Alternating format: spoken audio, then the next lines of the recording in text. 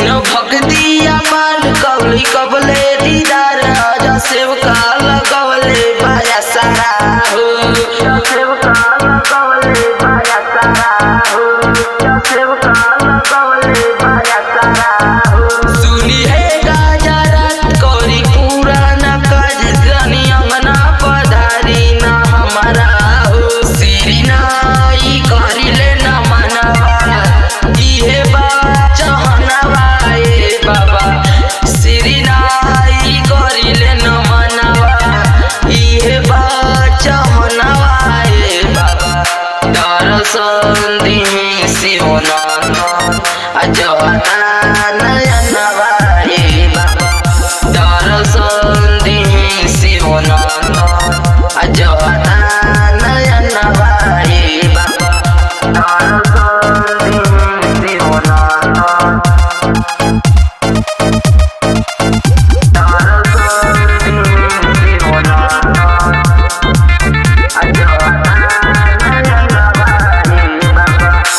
हम जोड़ीले हाथ रिधि सीधी के साथ लौरा जल्दी से आई बलवले जी, लौरा जल्दी से आई बलवले जी, लौरा जल्दी से आई बलवले जी। गहे सुमित मुकेश कयोटे जियारा बेकल मारे लौरा का देरी लगवले जी, हमारो तो बाटे यार मनवा अछुती चरणवा ए बाबा, हमारो तो बाटे यार मनवा अछुती चरणवा ए बाबा।